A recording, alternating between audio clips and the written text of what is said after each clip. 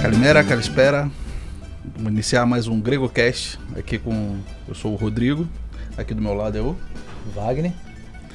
Vamos dar início aqui mais uma entrevista, mais um bate-papo. O GregoCast, onde a curiosidade não tem fim.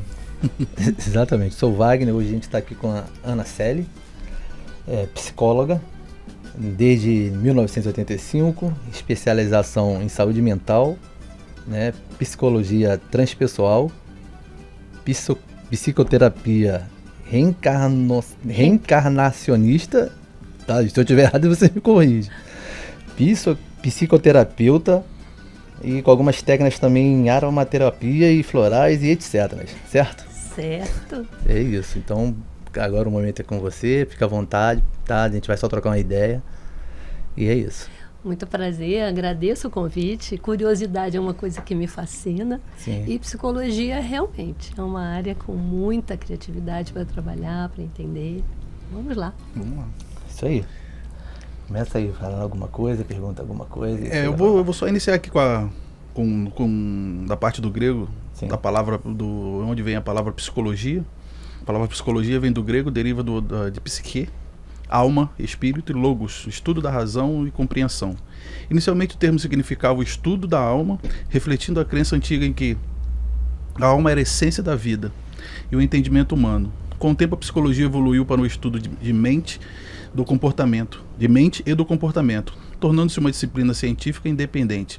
Você ainda está nesse sentido ou evoluiu, ou a evolução não foi tão evolução assim? É o que a gente percebe, que o mundo está mudando, as pessoas estão mudando, né? A gente consegue entender que houve um aumento no desenvolvimento tecnológico, consequentemente as relações foram mudando. Moralmente a gente está caminhando ainda, que eu penso ainda em passos menores do que a tecnologia. Isso vai interferir na mudança de comportamento. E a gente vem vendo isso principalmente, né, um tema que a gente vai abordar, foi pós-pandemia. A pandemia ela trouxe questionamentos que estavam guardadinhos, que eu costumo dizer, no nosso porão, no porão da alma. O medo da morte, o medo da perda, né? Aquilo que você não controla, você não viu o bicho, você não viu o vírus, mas ele chegava na tua casa e saía derrubando todo mundo. Sorrateiro. Então, eu acho que a psicologia, como ela é um estudo do comportamento humano, mas as relações desse humano com o universo, com a natureza, com a espiritualidade, com aquilo que a gente não vê, mas sente. Sim. Então, eu penso que é uma área muito rica. E a senhora acredita que foi nessa época que teve um divisor aí, a senhora que já trabalhava antes e depois, um aumento, ou a forma das pessoas se tratar, ou estar com essa carência, ou ter esse tipo de doença, depois da pandemia aumentou? A gente já está vendo que estatisticamente, né, Sim. já é esperada a quarta onda, que é a quarta onda de saúde mental, onde os transtornos de comportamento eles vão surgindo. Isso está na Bíblia, isso está no Evangelho, mas saindo disso a gente pode perceber que a pandemia ela foi um efeito disparador, onde aquilo que a gente achava que tinha poder, domínio, foi por água abaixo. Por exemplo, eu costumo dizer isso, quando a gente corria atrás de um carro zero, potente, na pandemia, qual era o carro mais importante? Era aquele carrinho que transportava o respirador no hospital. Porque sem esse carrinho, o seu Mustang, sua BMW estava lá na garagem. Não valia de nada. Não valia nada. Verdade. Então, isso foram parâmetros que a gente precisou refletir. E a maioria das vezes a gente não refletiu e seguiu em frente. A gente saiu para o novo normal achando que estava tudo normal, só que aqui dentro não estava. Aquele vovô que você não deu tchau, aquela mamãe que você não disse eu te amo, ela foi embora. E a gente continua acreditando que domina. Desculpa. Sim. Então eu penso que seja por aí. Em relação ao bebê reborn, isso que está acontecendo com as pessoas hoje, como, na visão da psicologia, como que isso é encarado? Eu sei que, como a gente estava falando antes, não dá para colocar tudo na mesma prateleira. Sim. Sim. São vários fatores, são situações diferentes, mas Sim. levando para o lado da psicologia, sem entrar nessa parte moral ainda Sim. que a gente entrou, levando para o lado da psicologia, como a psicologia vê essa reação das mães? Eu penso que a gente precisa ter um olhar caridoso, ou melhor, que a gente possa entender para que essas mulheres, eu andei lendo que não eram só mulheres, que teve casos de homens também terem adotado os bebês. Não tem a ver com um modismo, eu acho que foi a oportunidade de você, por exemplo, uma carência, uma falta, utilizar esse bebê. E a mídia e as redes sociais pegaram uma carona nisso e caíram no pau. Claro, tem casos, como foi dito, eu li algumas reportagens, que a pessoa foi ao banco com o bebê. Mas ela foi ao banco com que proposta? Para ganhar vaga na fila. Isso aí é desvio de caráter. Sim. Então, ela não estava enlouquecida, nem surtada, não. Ela foi com a segunda intenção. Teve uma outra também na fila do SUS para ganhar vaga no atendimento. Isso mostra o quê? Está faltando respeito. Então, aquilo tinha um objetivo. Agora, aquela mulher, por exemplo, que teve aborto espontâneo, que não teve filho, que tem um processo de solidão, de abandono, uma carência em realizar a maternidade, esse bebê pode ter ocupado um buraco, um espaço que a gente não imagina. Aí você fala, isso tem a ver com a pandemia? Por que a pandemia ela fez a gente ficar um pouquinho mais isolado? Tão isolado que às vezes até isolado da gente mesmo. Quando a gente passa horas maratonando séries, e uma atrás da outra, o que a gente está olhando para a gente? O que está doendo aqui dentro? Por que eu estou precisando maratonar uma série? Por que eu não quero sentir? A válvula de escape, né? Então, esse boneco, ele tem uma função. Uma criança vai brincar, uma jovem, uma mulher que precisa de dar colo. E não está podendo dar para um colo físico? Ok, mas vamos pensar, por que eu estou precisando dessa boneca? Entendi. Então, entender um para quê. E não cair de pau. Eu fiz até alguma postagem sobre isso. Vamos acolher essa mulher, cara. Por que ela está precisando disso? O que está doendo ali? Então, eu penso que na pandemia, como eu falei, o lodo do nosso rio foi balançado. E subiram as sombras, os medos. E a gente não olhou para eles. Entendi. Saímos dele, cheio desses medos ainda. E não conseguimos trabalhar. Ressignificá-los. Olhar, por que eu preciso disso? Eu preciso disso porque está doendo. Aquele filho que eu não tive, por exemplo, quando a gente usa o bebê. Mas também, por que aquele rapaz passa uma tarde inteira jogando videogame quando ele é casado? O que está ali? Está com medo de assumir a vida adulta? Está precisando, está preso na adolescência? Vamos olhar de boa, mas sem neuro, sem achar que isso é neurose. Entendi. É só olhar, autoconhecimento. Né? Então, eu acho que é isso. Cada caso é um caso, né? Cada caso é um caso. Tem que saber. Não dá só para crucificar logo de cara. E tem muita coisa também que eu vejo, são várias discussões, eu acho que a internet precisa disso para ela se manter, né? Para ter assunto, para poder falar o tempo todo. Eu, na realidade, eu não conheço ninguém. Eu também não conheço ninguém, só criança que tem bebê. Adulto eu não conheço ninguém. Adulto eu nunca vi em lugar nenhum. É uma coisa o quê? Aconteceu, aí deram essa ênfase, mas eu não conheço ninguém, A nunca mesma vi. coisa quando a gente vê pessoas caminhando na praia de Caraí com um carrinho de bebê, e não é bebê, é um cachorrinho. A primeira vez que eu vi, eu Pai fiquei de pet. impactada. Pai e mãe de pet. Primeira vez que eu olhei, eu fiquei impactada. Aí eu falei, mas peraí, que legal. Que lugar que esse cachorro está tendo na vida dessa família ou dessa pessoa? Será que quando ela está cuidando desse cachorrinho ou desse bebê reborn, ela não está deixando de se autoflagelar, né? Se automutilar, se destruir? Então a gente precisa olhar e perceber o para quê daquele bizarro na vida do outro. Entendi. Porque é bizarro pra gente, pode não ser bizarro pro outro. Pode estar salvando. Pode estar salvando isso. Sim. Então a gente precisa, ter essa flexibilidade nos nossos conceitos, senão a gente vai julgar a partir da nossa visão, da nossa lente. E a psicologia ela é muito clara e ampla em relação a isso. O que está bom para mim pode não estar bom para você. E está tudo bem. Isso aí. Né? Então essa flexibilidade é legal. Eu sempre falo assim, eu andei em alguns lugares e assim, eu vi que várias coisas, eu também não, acho que não é só particularidade minha, que é certo aqui pra gente, isso a gente vê toda hora na internet, o que é certo aqui pra gente chega em outros lugares não é certo. Quando eu cheguei na Grécia, eu vi assim, pessoas, uma coisa que pra gente aqui é fora do comum. A pessoa pegava, tá comendo, todo mundo na mesa, você pegar o papel, suar o nariz, fazer assim. Pô, minha mãe quase morria. Mas lá era normal. A pessoa pegar o papel, suar o nariz e... Mas imagina isso na mesa com a gente. Mas eu vi aquilo, quem fazia, tá bem. Eu falei, tem que me acostumar. Sim. A gente falou até outras coisas, homem beijando homem. Tem lugar que é normal. Aqui não é. A cultura realmente coisa que...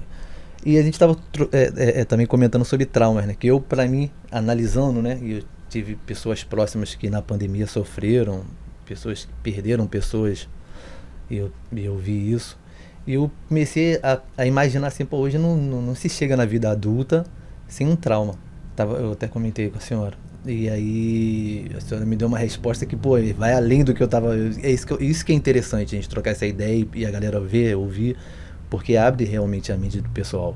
E aí eu queria que você falasse pro pessoal, o que eu falei foi isso, pô, não se chega na vida adulta hoje sem ter um trauma, independente da sua situação financeira, da sua criação, sua mãe...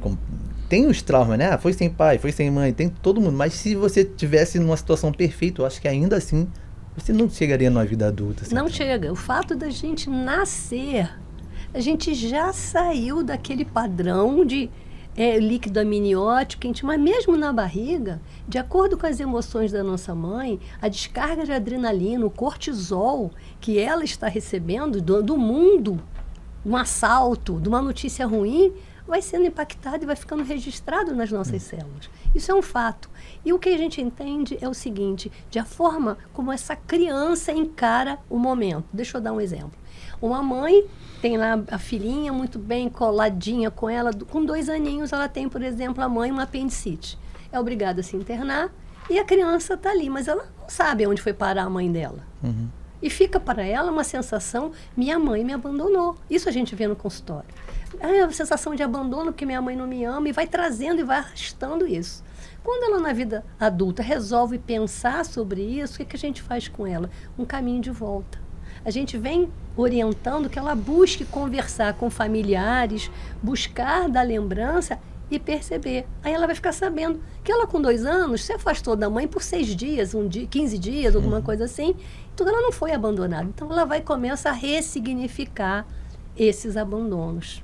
Então, se a gente não ressignifica, como a gente não fazia, e que eu acho que a pandemia ajudou muito, que foi desmistificar a psicoterapia, desmistificar as terapias de saúde mental, seja elas quais forem, integrativas, meditação, tem muita técnica acontecendo para a gente trabalhar os nossos medos. Então, eu acho que a pandemia ajudou nisso. Estou com medo, sim.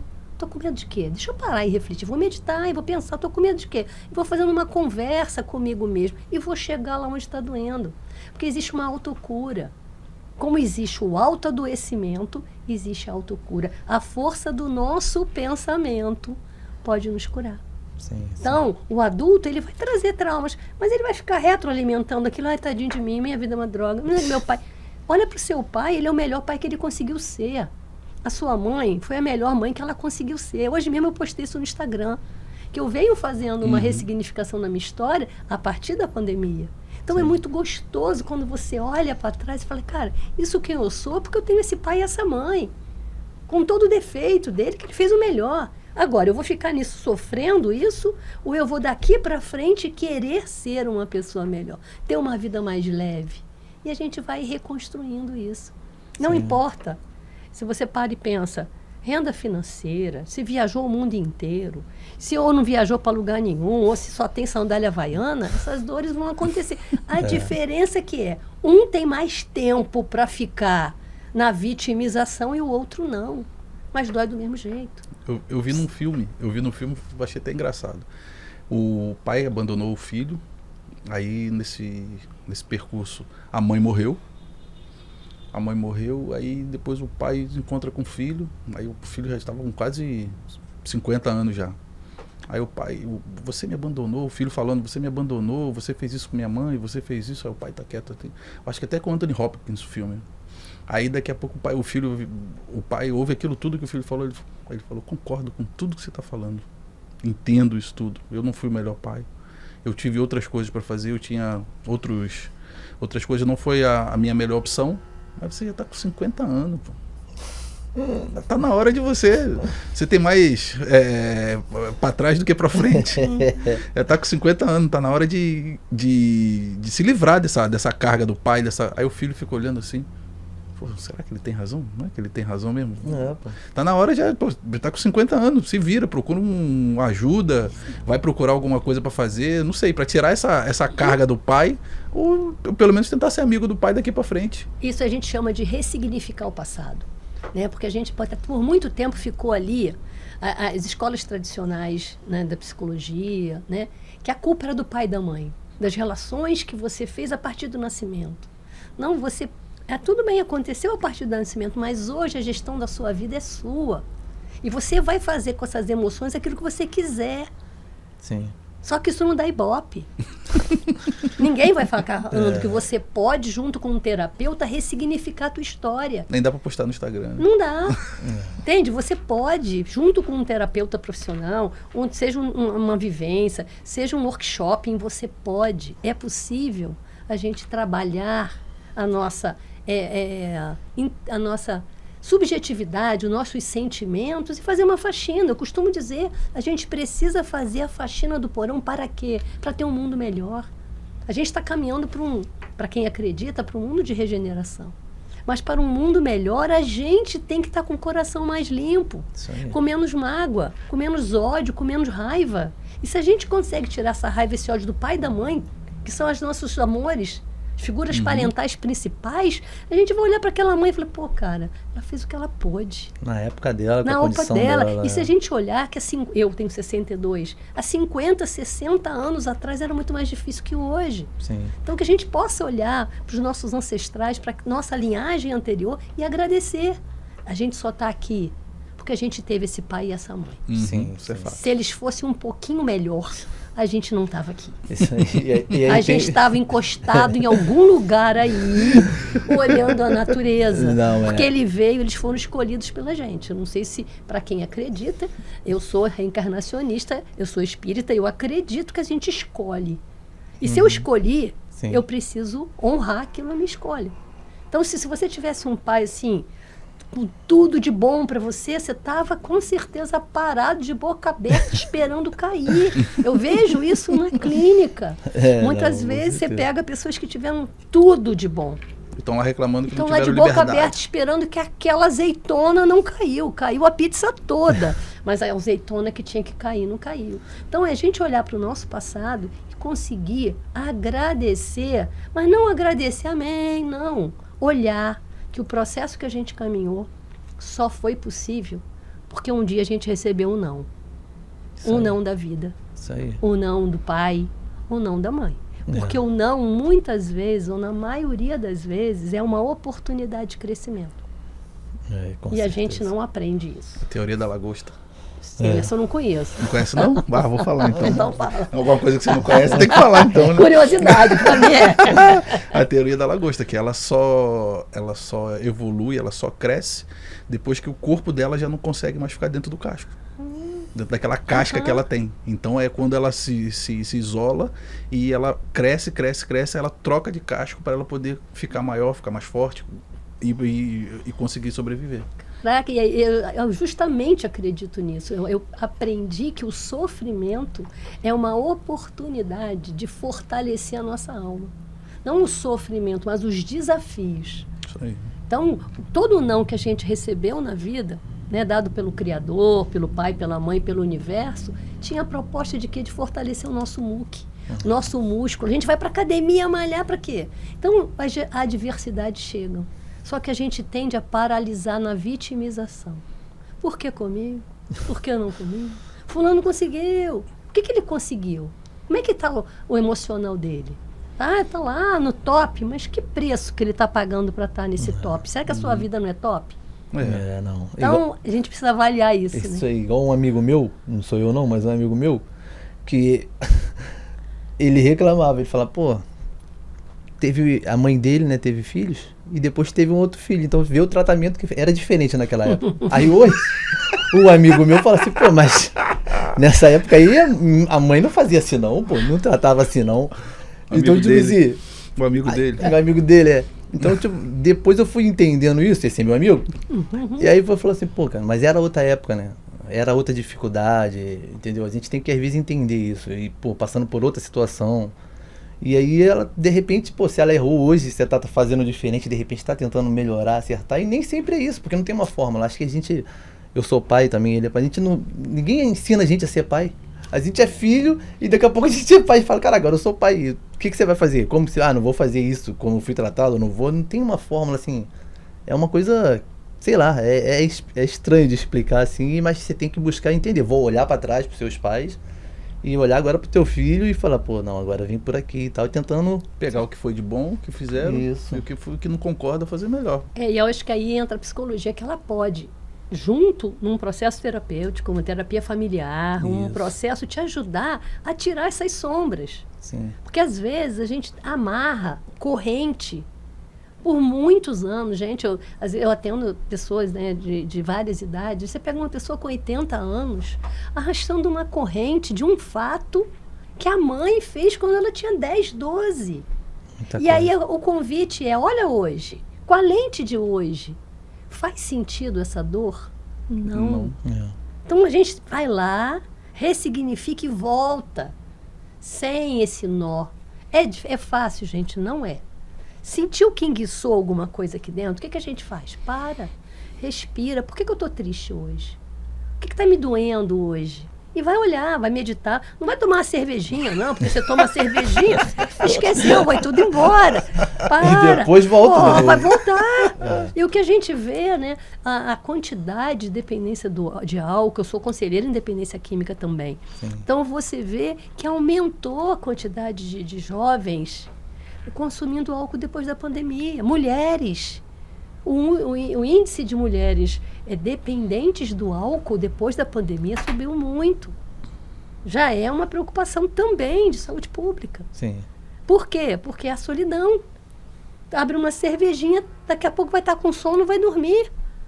Se não saiu com a amiga, vai 2, 3 amigas, estão tudo. Então a gente tem que tomar cuidado. Porque o nosso coração, ele apita. A gente sabe quando a coisa está fora, porque aqui existe uma centelha divina que faz assim, perigo, perigo, cuidado. E a gente faz o quê? Deixa pra lá, para de besteira, vai embora. Vamos olhar, né? Trauma. Você viu que você passou pela pandemia, teve coisas que não ficaram legais? Assim que puder, vai fazer uma terapia. Porque o problema é que por muitos anos a terapia foi muito focada na psicanálise, por exemplo, que eram 10 anos de terapia. Hoje você pode fazer um processo terapêutico de 3 meses. E a proposta é tratar aquilo. Você vai lá, trata aquilo e caminha.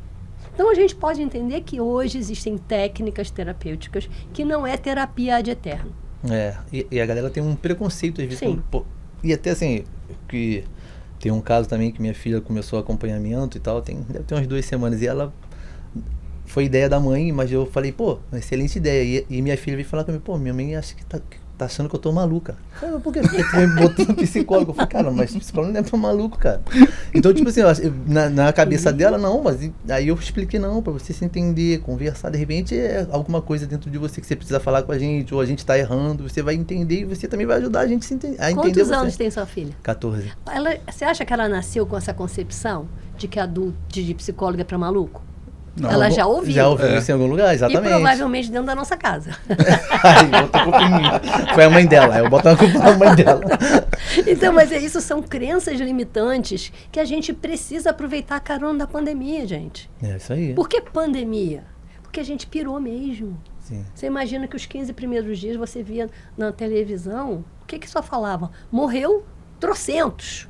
No mundo todo. Um enterro. Eu lembro que em termos de Manaus, um monte de cova. Eu falei, gente, o mundo está acabando. No mundo todo. Então, se você tinha ali alguma dor, alguma sombra relacionada à morte, aquilo potencializou. Aflorou. Então, e não tratou, porque banalizamos a morte. É natural morrer. Bala perdida, morreu. É só mais um. Não é.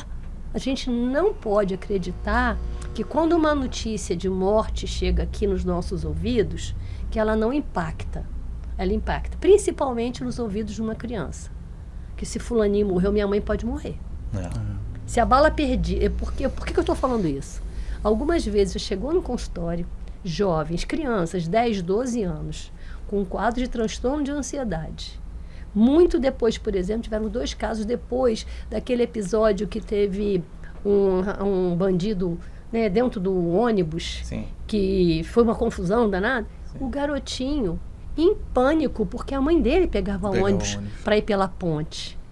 E ele imaginava que se ela estivesse naquele ônibus. Ele estava em casa com a avó escutando a reportagem o tempo todo. Sim. Ele não sabia da mãe, não tinha sabido da... Então, eu peguei ele com um transtorno de ansiedade por causa daquilo. Então, para aquela criança, qualquer hora que morre um adulto, que morre um pai, um homem, uma mulher, pode ser o pai, pode ser a mãe. Pode ser aquele que ela ama, aquele que ele ama. Então, a gente tem que ficar atento com esses acontecimentos. Começou na televisão a aparecer, tem criança perto? Desliga. Ou explica. Isso aí que eu fiz. Eu estava embarcado. Quando eu cheguei em casa, estava quando aflorou essa parte aí que você está falando, eu estava embarcado, eu fiquei quase 30 dias embarcado. Aí quando eu cheguei em casa, minha mulher olhava, eu falava, eu tava com medo disso, medo daquilo. Eu falei, vou resolver o seu problema. Fácil. Ó, assim, ó. Corta a luz. Nada, eu fui lá e desliguei a televisão.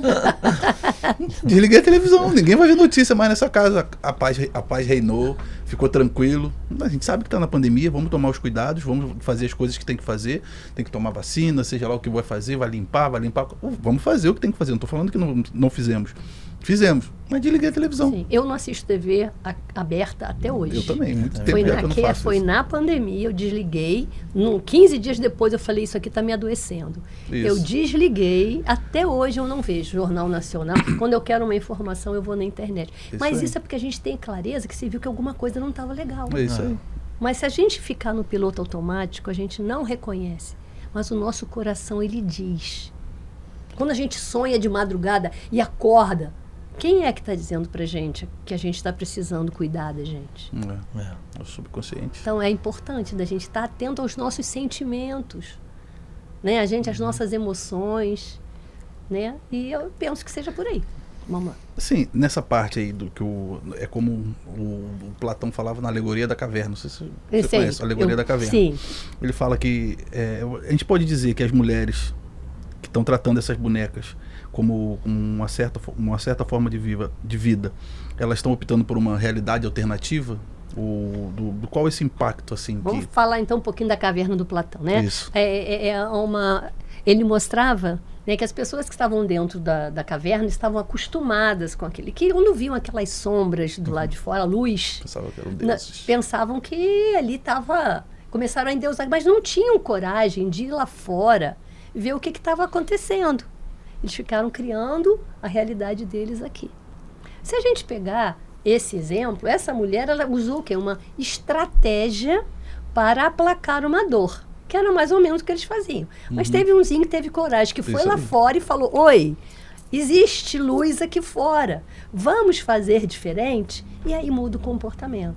Então, quer dizer, o uso da boneca reborn, em algum momento para essas mulheres, ou para quem precisou, pode ser importante. Por isso que a gente não tem que cair de pau. E se entender o porquê disso. Sim. Ela, na verdade, utilizou aquela ferramenta naquele momento para diminuir uma dor. Pode ser um modismo? Porque dá 5 mil reais numa boneca. Não é barato, não. Não. Tem boneca que já chega até 5 mil reais. Assim? De 2 mil a 5 mil reais. E conforme ela for a perfeição dela, se ela for talhada à mão, pode chegar a 5 mil reais. Tudo bem, se você tem isso, você vai botar para quê? Ah, tem gente que está colecionando. Aí já é uma outra questão. Mas então a gente precisa entender o para quê. Nesse momento, pode ter sido sim uma estratégia. Como o homem usa o videogame. Isso. Como usa o sexo virtual, como usa a bebida, né? Então, quando a gente vê que famílias hoje, relacionamentos conjugais, estão sendo invadidos pelo sexo virtual, por quê? Porque também tem uma fuga. O casamento pode não estar legal. Aí você se estabiliza, se estaciona na zona de conforto, mas é um conforto aceito, aquele escondido. Então, são situações que a gente está vendo, que estão surgindo para aplacar uma dor, para aplacar um conflito.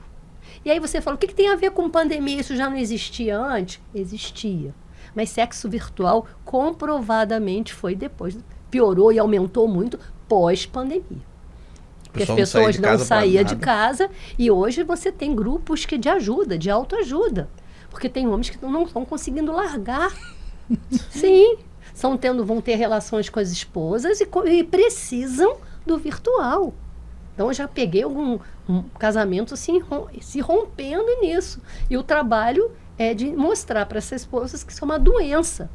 Ali passou do lazer. Passou para ser uma dependência emocional daquele prazer simulado. Então, é uma curiosidade? É uma curiosidade, mas que a gente precisa prestar atenção. Porque, de alguma forma, é aceito. É até legal, né? Que o cara, e aí a gente tem que entender que essa pessoa, ela está saindo do que ela está saindo do controle. Sim. Né? Então, para a gente perceber que tudo que a gente sai do nosso controle, a gente precisa refletir. Isso aí.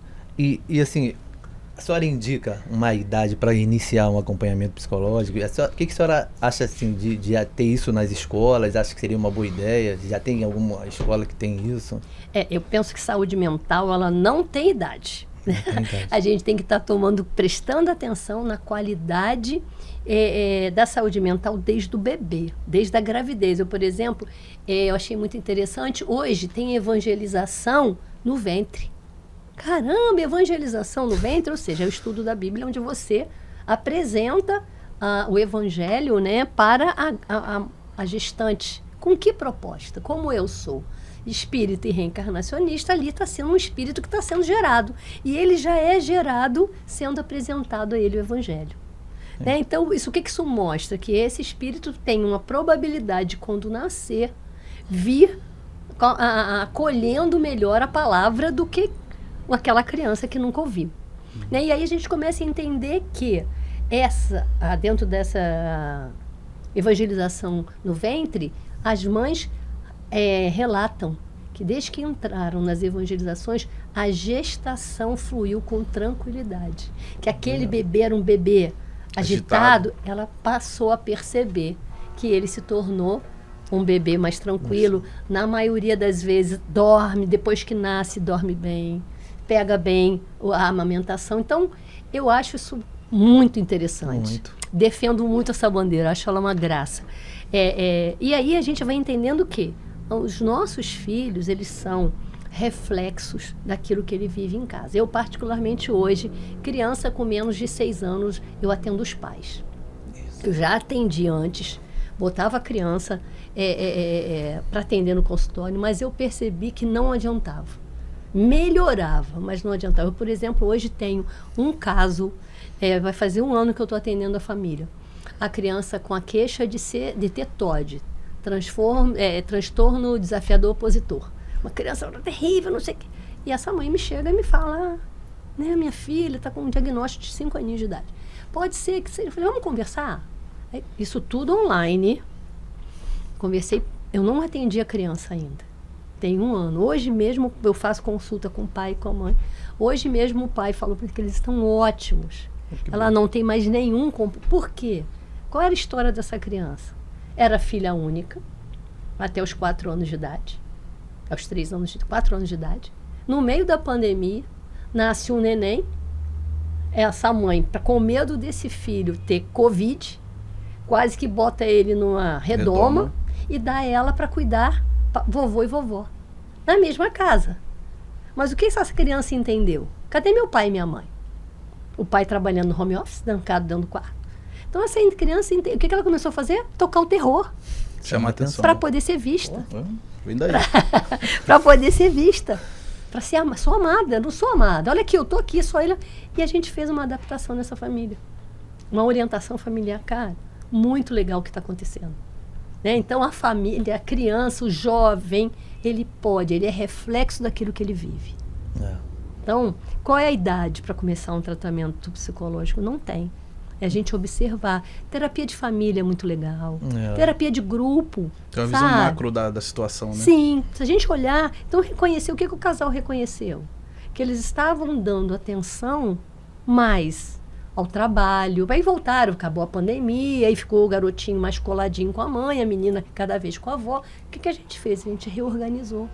Mas por quê? Papai e mamãe, eles estavam atentos. Teve que reposicionar. Foi né? refeito um reposicionamento. Então, não tem idade. É. Então, quando a gente, por exemplo, está adulto, está enguiçando, não quer dizer que você vai ficar fazendo terapia 20 anos. Vai lá, conversa, 2, 3 conversas. Já vi acontecer, gente, situações de 2, 3 sessões acontecer. Já vi situações, por exemplo, de um garotinho com 11 anos de idade. Começou a fazer cocô na calça. Caramba, com 11 anos, o que é isso? Aí a gente pega a família e tal. O que acontecia? Esse garotinho tinha a mãe, pai se separado, mas a mãe casou de novo, nasceu um irmãozinho, tudo bem. Sim. E quem ia buscar na escola era o padrasto. Se dava muito bem com ele. Ia buscar o irmão e ele. E os amigos eram o pai. E o pai dele não ia. O que a gente descobriu conversando com ele? E chama esse pai e conversa com ele. Ah, não, eu posso buscar ele toda quarta-feira. Passou a buscá-lo toda quarta-feira. Dormia, levava para a escola. Em 3 meses, essa criança parou de fazer cocô na calça. O que estava acontecendo? Não, na verdade, ela estava fazendo um transtorno de ansiedade toda vez que saía da escola, porque estava o pai de todo mundo, menos o dele. Entendi. Então, é uma besteira, é uma bobagem, mas para aquela criança era coisa muito importante para ele. Não, é isso que eu pensei quando a senhora falou que a partir dos 6 anos, então antes disso, pelo menos tem que conversar com os pais para a gente entender. Organização familiar. Os pais que tem que diagnosticar o momento que, tipo assim, está acontecendo alguma coisa que não tem idade para a nossa cabeça enguiçar. Basta a gente estar vivo. Então, com 60 e pouco, com 80, hoje eu tenho uma paciente de 84 anos, cara, super melhorando, sabe? Super, porque ela fala assim, não, eu quero desencarnar com a cabeça boa. E eu acho muito legal o que ela fala. E ela vem fazendo um processo de ressignificação dessas sombras. Então, não tem idade. O que a gente precisa entender, que eu particularmente faço terapia há uns 35 anos, porque eu tenho 40 de formada, vou fazer esse ano. É assim que eu entrei na faculdade, eu acho que eu tenho quase 40 anos de terapia, 37 por aí. Eu entrei na faculdade. Eu adoro fazer. Claro, dou uma parada, filho nasceu, parei, mas cria um processo de autorreflexão o tempo inteiro. Então, a gente precisa desmistificar. Terapia não psicoterapia não é para maluco. A gente não precisa estar surtado, psicótico, porque até uma coisa importante saber. O psicótico, a gente não pode fazer psicoterapia porque ele está fora da realidade. Então, ele precisa tomar medicação psiquiátrica, se equilibrar, para depois disso fazer psicoterapia. O esquizofrênico surtado, em crise, a gente não faz terapia. Então, essa história que psicólogo é para maluco, não rola. Entendi. Né? Eu nem gosto do termo maluco, mas, por exemplo, desequilíbrio, não dá. E no tratamento da senhora, a senhora não gosta do medicação? Não, eu acho que a medicação ela é importante, sim, mas ela precisa ser bem avaliada. Então, você já perguntar para mim, eu já tive casos onde a gente tirou situações de transtorno de ansiedade sem medicação? Sim, mas tem casos que você precisa da medicação. Né? Surto psicótico, esquizofrenia, síndrome do pânico, por exemplo. Síndrome do pânico tem situações que você precisa da medicação. Né? O transtorno de ansiedade generalizado, sim, porque você paralisa. Você começa a ter palpitação, você tem dificuldade de caminhar. Então, sempre é importante uma avaliação médica. Eu sempre peço a avaliação médica quando eu atendo, que são quadros que envolvem transtornos de saúde mental. Sim. Eu vi um filme que ele falava que a alma tinha uma teoria que a alma pesava 21 gramas. Ah, isso eu não sei. Já ouviu falar disso, não? Não, nunca vi. Porque eles pesavam quando a pessoa estava próxima de morrer. Aí, numa balança, bem assim, sensível. E depois que a pessoa desencarnava, vamos falar assim, ela ficava 21 gramas mais leve. Eu não duvido. Eu só não posso te afirmar, porque... Isso é mais uma curiosidade. Porque eu creio que o que anima o nosso corpo é um espírito. Uhum. E esse espírito, ele é acoplado à medida que a gente encarna, né? Quando a gente nasce. A partir do momento que há a concepção, ali já tem um espírito que ele vai crescendo com a gente. Né? Então, quando a gente desencarna, eu creio pelo que a gente chama que liga o corpo físico a um corpo espiritual, é um fio de prata, e esse fio de prata ele só é cortado quando existe a morte física total. Então, é possível. Eu não vi ainda essa pesquisa. Não duvido, né, Não, que foi possa... pesquisa, foi um filme, que então chama 21 gramas. É uma ficção, talvez, mas É. que faz algum sentido para aquilo que a gente acredita. Né? Então, por exemplo, quando a pessoa está ali morta, né, num velório, o corpo físico está ali. A gente vai entender que existe um corpo espiritual que está sendo tratado e encaminhado para algum lugar, né? Vai de acordo com o que a pessoa acredita. Mas isso é muito pessoal, eu creio, né? Então, e é por isso que hoje eu faço uma pós, que é a psicoterapia reencarnacionista, e que ela acredita, né? Ela se baseia de que os nossos transtornos não começam no nascimento. Eles podem vir de vidas passadas, de experiências e sensações e sentimentos que ficam registrados no nosso perispírito, ou no nosso corpo perispiritual.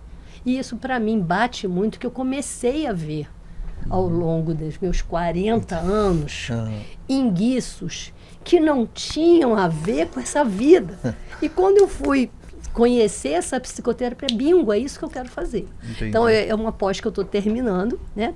Estou no meio dela e que me encanta muito, né? Então, hoje, quando você olha alguém, por exemplo, com uma fobia absurda e que a pessoa nunca passou por nada daquilo. Vamos pegar um exemplo. Eu tenho um exemplo muito claro.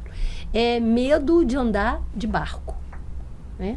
Eu conheço uma pessoa que tem pavor de andar na lancha.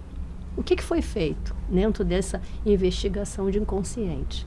Em alguma vida dela, ela esteve num navio negreiro, onde ela foi jogada ao mar. Coincidência ou não coincidência, a partir desse tratamento, ela perdeu esse medo de barca. Andar na barca. De andar na barca. Ela andava de caiaque, ela andava de barquinho. Agora, um barco caudaloso, ela não conseguia estar. Então, são coisas que a gente vai entender que são medos. De onde surgiu esse medo nessa criança? Ela nunca passou por nada disso. Então, a gente vai entender. Isso é para quem acredita. O grego acredita muito nisso, tá? Ah, que legal. Eles acreditam muito nisso. Eu tive uma amiga lá que ela falava que eu tinha a alma velha. Sim. Eu tinha alma velha. Mas aí eu não entendia muito, eu era muito novo, né? Eu cheguei lá acho que com 20, com 21 anos, alguma coisa assim. Eu não entendia. Mas aí eu perguntava, ela era bem mais velha que eu, Marta. Ela era bem mais velha que eu, mas eu perguntava, mas Marta, por que você fala que eu tenho? Ela era esposa de um amigo meu. Aí eu perguntava, mas por que você fala que eu tenho? Ah, não sei, você é muito novo e toma umas atitudes meio diferentes, umas coisas que sei, não condiz com a sua idade. E eles acreditam nisso, eles acreditam muito na coisa do horóscopo, na astrologia, nessa parte toda espiritual. Isso aí é muito forte lá. E tem um pessoal lá agora que eles, no que o grego acreditava, que hoje em dia não, já há muito tempo, por causa da Igreja Católica, eles eram pagãos, né? Mas tem muitos gregos que acreditam muito naquelas coisas que aconteciam, que eles faziam antigamente. E eles têm essa coisa aí agora tem uma vertente, eu vi até esses dias no LinkedIn. Eu vi no LinkedIn eles falando, nós não somos, a nossa religião não é pagã, ela é nossa religião, alguma coisa assim. E aí acho que a gente tem que tomar muito cuidado com isso, senão a gente fica muito preso a dogmas Isso. e rótulos. E não tem a conexão com o divino, que essa que é importante. Vamos parar para pensar, e pesquisas que mostraram que hoje já está sendo claro que as pessoas que têm um vínculo com uma certa religiosidade, elas superam melhor determinadas doenças como o câncer. A medicação funciona melhor, foi feita em grupos de, pesquisa. Grupo que rezava, grupo que não rezava e aquele grupo placebo. Do placebo. Então, a gente tem que olhar que essa conexão com o divino, ela faz toda a diferença. Porque a gente é corpo, alma e espírito. Negar a existência de um poder superior é nadar e morrer na praia, porque na hora que aperta, Ai, meu você Deus, pede primeira pra coisa. quem? Então, a gente tem que Exatamente. ter clareza e não ter vergonha de dizer. É. Eu creio em algo superior, seja o nome que a gente vai dar. Isso aí. Porque na hora que aperta, a gente pede. Com E aí, certeza. com certeza. É nessa hora que você que não era nada virou alguma coisa. Sim. Então, e porque isso não precisa acontecer. Porque quando a gente tem a humildade de reconhecer, a gente não dá conta de estar aqui sozinho. A gente não respira sozinho. Tem uma força, não Tem tem jeito. uma Eu força. sempre falo isso, que assim, tem uma força que tem no mar, tem uma energia absurda, tem uma força que tem na floresta. Eu vou te falar, eu tava logo assim que eu comecei a fazer o curso de mergulho, eu tava minha mãe morava em Maricá, aí eu empolgado, né? Se achando astronauta, se achando que a gente fala no curso de mergulho, você é astronauta, é a profissão mais perigosa, uma das profissões mais perigosas do mundo, me sentindo o Superman.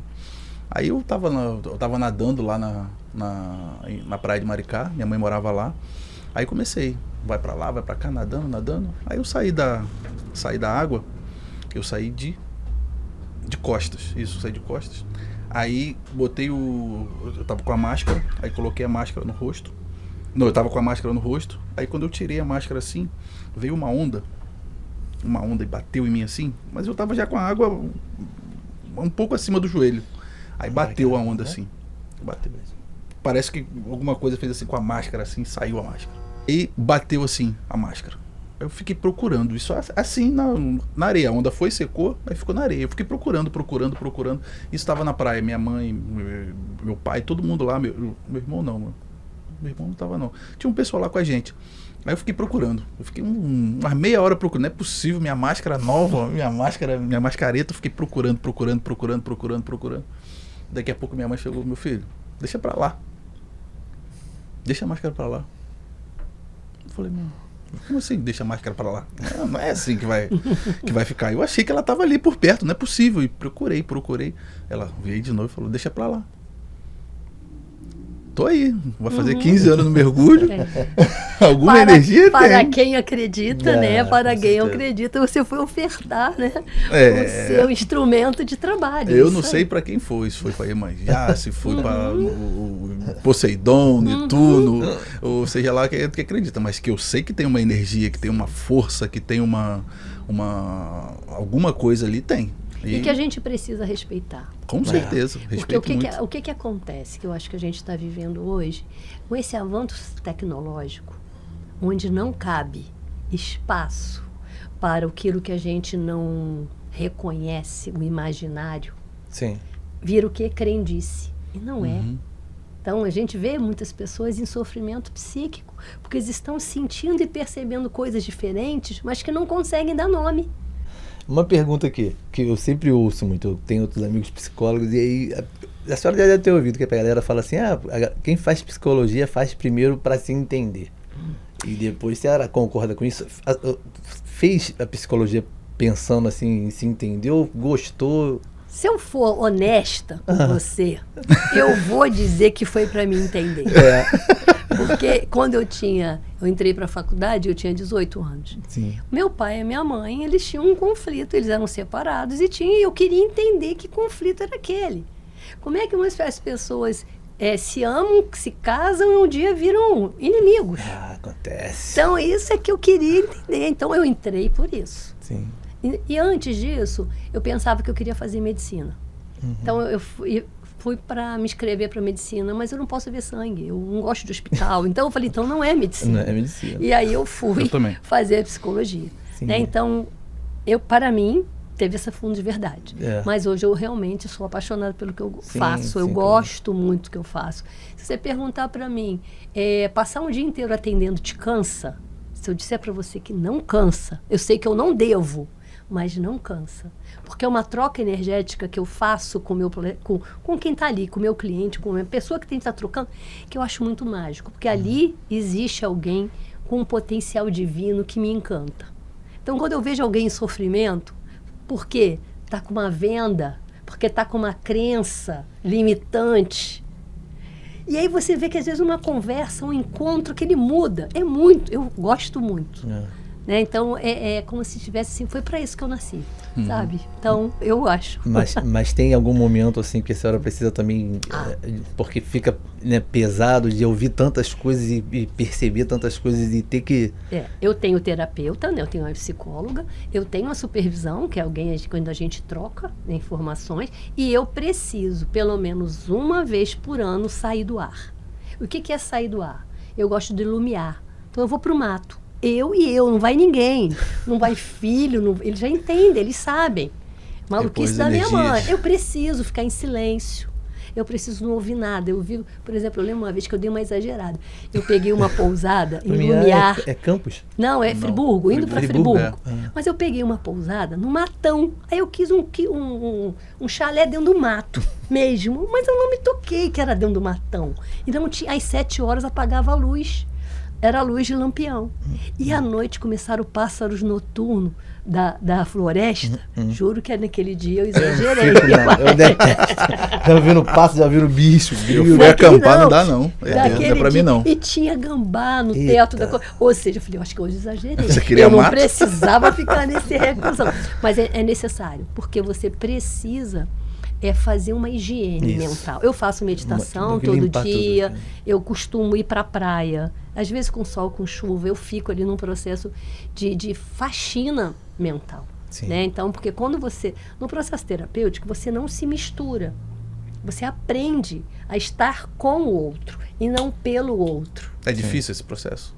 Vou leva dizer tempo? que leva tempo, ele é delicado. Não aprende na faculdade, não? Não, é na vida. Na vida, né? Então você começa a dizer para o outro, olha, eu estou aqui com você, mas eu não posso decidir por você.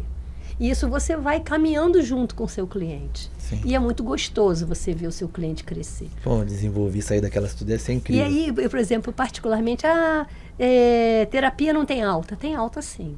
Eu sempre dou, tipo assim, a gente veio para um projeto terapêutico. Está caminhando para esse projeto terapêutico? Dá para andar sozinho? Às vezes o próprio cliente não quer andar sozinho. Não quer sair. Mas tá assim, vamos começar de 15 em 15? A gente começa de 15 em 15. Vamos uma vez e vou desmamando. Porque eu não posso ser a bengala dele. Isso. Então eu acho isso muito legal, esse processo que vai acontecendo. Você pegar um jovem, assim, que você caminha, um jovem, por exemplo, eu tenho um paciente, chamava paciente hoje, cliente, que voltam 20 anos depois, trazendo filho. Né? Então, eu tenho um hoje de 30 e poucos, eu peguei ele com 15. Então, quando enguiça lá, ele me liga. Ou seja, então, você pega, às vezes, família. Né? Então, é muito gostoso. Né? Em 40 anos de profissão, muita coisa passou, muita coisa mudou. Sim. Né? Hoje, atender as crianças está muito mais difícil que antes. Porque os pais estão mais desestabilizados que antes. Eu acho que a pandemia, volto eu para a pandemia, fez isso, né? Porque ela mexeu com a estabilidade financeira, emocional desse pai, dessa mãe, que querendo ou não, eles tinham um emprego fixo. Ia lá, trabalhava e voltava. Quando ele foi posto em home office, na maioria das vezes, bagunçou a cabeça. É legal estar em casa? É legal. Mas, por exemplo, esse pai não sabe qual é a hora do almoço, qual é a hora do lanche. As queixas que eu pego, por exemplo, no meio da pandemia, eu atendi algumas crianças que estavam arrancando o cabelo de 3 aninhos de idade. Eu não atendia criança, atendi pai e mãe. Quando eu fui pegar pai e mãe enlouquecidos com medo de perder o emprego, eles não tiravam hora de almoço nem hora de lanche. Tinha uma babá que ficava lá, trazia, eles mesmos eles comiam. Então, essa criança não via esse pai e o pai presente. A mãe não via a mãe presente. A ansiedade estava lá em cima. Estava lá em cima. Então, a gente hoje precisa refletir. Eu estou trabalhando em casa? Estou. Qual é o meu horário de almoço? Qual é o meu horário de lanche? Fecho o laptop e vou almoçar com meu filho. Vou lanchar com meu filho. Como se eu estivesse trabalhando. Porque senão a gente emenda. Isso. Então, eu vejo hoje o grande... Eu sou psicóloga do trabalho também. Então, eu acho que daqui uns anos a gente vai ver o efeito do trabalho home office. Mas hoje em dia já tem muitas empresas que estão deixando já de home office, abandonando essa parte do home office, porque o funcionário não evolui, não tem a interação entre a pessoa que está do lado, que está fazendo a mesma função. Muitos deles, um sabe mais do que o outro, eles entenderam que que estagnou. Linear. Isso, fica linear, não Porque tá você faz evoluindo. o mesmo do mesmo, mesmo. robotizado. Isso aí. E a gente precisa dessa interação, dessa troca, né? Então é legal estar em casa 2 vezes por semana que seja o resto. Isso aí. Né? Então, e a gente precisa tomar cuidado. O lanche, o café da manhã, aquilo que lá atrás era normal, né? Para a família, e que depois de um tempo passou, você come em frente à televisão, ou come em pé porque está atrasado. A importância da gente resgatar Eu tinha isso, eu tinha um pouco disso. Eu estava em casa, eu tinha meio aquela coisa de que, tô na minha casa, eu faço o que eu quiser, eu não tô nem aí. Aí Dona Maria falava assim para mim, vamos comer na mesa. Eu tava nem aí. Não vamos comer na mesa não. E chegou um dia, eu falei, pô, tá errado. Tá errado, tem que ter essa coisa de sentar. E ela insistindo. Aí eu falei, quer saber, agora a gente, lá em casa ninguém mexe no celular quando tá comendo. Não tem essa coisa, não tem, nem rola, não preciso nem falar mais, não tem nem essa coisa. Não, pode estar sentado na mesa comendo sozinho, não mexe no celular. E assim, tem aquele momento de bate-papo. Tem o nosso, no café da manhã, que a gente tem que sentar ali na mesa para tomar o café da manhã, o celular não esquece. Aí vai almoçar. No máximo que tem, às vezes, a televisão lá, que eu que sou que fico olhando às vezes pra televisão, levo puxão de orelha, mas eu não tinha essa coisa. Na minha casa sempre teve, dos meus pais. Aí eu demorei um pouco para entender, que foi aquela coisa meio assim, agora eu faço o que eu quiser, a casa é minha, eu vou aonde que eu quiser. É a rebeldia, né? A gente Mas precisa passou. entender. Porque esse preço da rebeldia que a gente está vivendo é um preço alto. Não é caretice sentar à mesa num domingo e almoçar como a gente almoçava com a avó e com o avô. É importante. É um resgate da integridade da família. Não é caretice. Por quê? Você olhava olho no olho. Você não precisava falar nada. Sabia se você estava bem, se estava mal. Hoje, que hora que você vai olhar para o seu filho se ele está com a cara olhando no celular? Você vai descobrir que ele está todo cortado quando a escola manda ele para o psicólogo. Porque você nem viu a roupa que ele botou. Quando você pega um jovem num grau de uma cidade como Niterói, com 40 graus, com moletom de manga comprida, em pleno verão, pode olhar. Tá errado alguma Tem coisa. alguma coisa errada. E aí eu já peguei no consultório mãe que nem viu. Com a jovem toda cortada. Lá em casa tem a coisa da Maria da Moda. É meio complicado isso. Porque todo mundo que se veste olha um pro outro assim, aí, como é que tá, papai? Eu falei, tá pegando pra cá. Xadrez com quadriculado, com colorido em cima. Aí tem um pouco dessa coisa, assim. É observar. Isso. É olhar e se olhar com carinho. Então a gente tem que tomar muito cuidado, que o que é moda, qual é a origem da moda? Qual é o objetivo dessa desconstrução da família? A gente precisa tomar cuidado, porque senão a gente se perde. Porque a família ainda é e será base. sempre o nosso sustento, né? O nosso refúgio é ali. Pelo menos eu creio nisso. Eu também. Minha filha olha assim, papai, essa roupa não ficou legal. Vai trocar meio aquela blusa, sabe? Eu vou só ali na padaria. Quando eu olho assim, falo, tá pegando, tá legal. E a gente poder olhar e prestar atenção no que o nosso filho está falando. Ele está vendo algo que a gente não está vendo. Porque senão a gente vai na prepotência da minha geração, né? Quem manda, sabe com quem está falando? Os nossos jovens, eles estão chegando com uma percepção de mundo muito diferente. Sabe tudo. Com uma sensibilidade muito diferente. Então vamos olhar para eles com carinho, vamos ouvir. Até eu converso muito, até minha esposa fala isso, eu te amo até hoje. Não é que não falassem, não é que nossos pais não amassem a gente, mas não era assim, pô, vem cá, eu te amo, não tinha isso. Hoje, minha filha todo dia antes de dormir vai lá, pô, te amo, boa noite, vai embora. Então, tipo assim, antigamente não era isso, não era tanto assim. Você sabia que seu pai te amava, ele não precisava ficar falando. Hoje a gente achava que sabia, porque no fundo a gente tinha dúvida. Será que ama várias mesmo? vezes, várias vezes. Quantas vezes? Quando botava a gente de castigo, não, será que isso. me ama? Não ama nada. Já apanhei de cinto, depois quero falar que me ama, eu todo lanhado. Me amou ontem que tá me batendo. Isso, Que né? amor é esse? Pô, hoje você consegue já ter mais isso, né? Sei lá, tinha essa trava, né? Mas a gente tem que entender quem foram os nossos pais. Exatamente. Quem foram os pais dos nossos pais. Isso. Se você apanhou de cinto, provavelmente o seu pai apanhou de cinto do pai dele, que apanhou de cinto do avô dele. E o bom é que a gente hoje pode falar assim, acabou em mim. Eu não preciso, eu não quero mais ensinar o meu filho com um cinto. Eu quero ensinar o meu filho com um abraço. Né? E por isso, quando a gente pega uma criança que está desestabilizada, numa crise, que antigamente a gente dava chinelada, a gente abraça e fala, filho, calma, tá tudo bem. Eu entendo que você não está sabendo lidar com a sua frustração. Papai e mamãe tá aqui. Antigamente, sacudia dois, cala a boca, fica quieto. Porque pela ignorância. Mas hoje a gente pode entender que aquela criança está passando por um processo de desestabilização emocional. E que o papel do pai maduro e da mãe madura é de acolher. Só que a gente não tinha essa maturidade. Mas será que em certas situações, às vezes eu vejo umas coisas assim minha mulher olha logo pra minha cara, assim, ela olha assim e fala assim, fica quieto. Eu vejo aquelas crianças no mercado, no shopping, fazendo merda em cima de merda, fazendo aquela coisa toda. Aí eu vejo a mãe, ô fulano, faz isso não.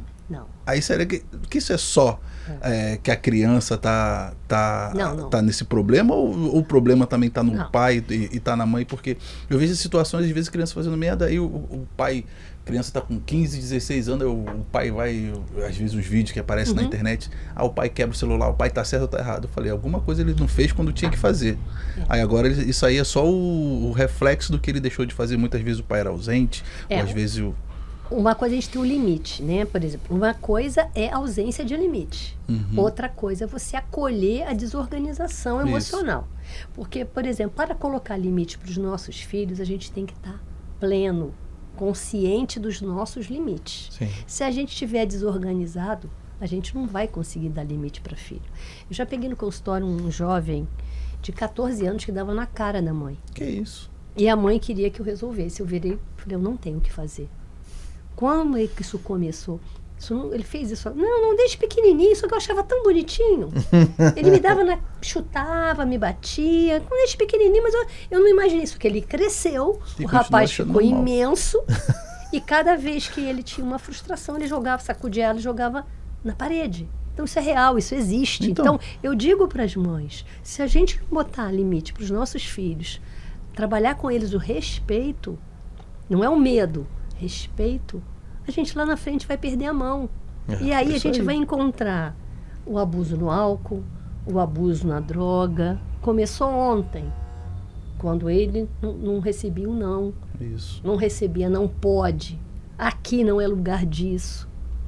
Né? Então a gente entende que hoje, como eu digo para você, hoje está muito mais difícil trabalhar com criança. Porque os pais estão desorganizados, na maioria das vezes, nos seus valores. Não dão um limite que eles querem um amor, querem ser amigos, né? Mas a gente precisa ser pai antes de tudo. Isso aí. Porque o amigo nem sempre diz aquilo que a gente precisa ouvir. E sem culpa. Isso aí. Entendendo? Eu sou a mãe, eu sou o pai. Qual é o papel do pai, da mãe na minha vida? Qual é a forma que eu entendo?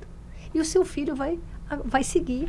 E funciona, gente. Isso aí. A gente sabe que funciona. Eu vi uma história uma vez que o cara, ele fala que a mãe dele falou pra ele assim, que ele virou pra mãe num momento de pirraça, alguma coisa assim, falei, se você fizer isso eu não vou te amar mais. Eu não quero mais ficar perto de você. Não, mãe, não tem problema. Eu vou te amar do mesmo jeito, vou te respeitar do mesmo jeito, mas eu sou a sua mãe, você tem que ter o limite, você tem que me respeitar. Se você não vai querer ficar aqui, não vai...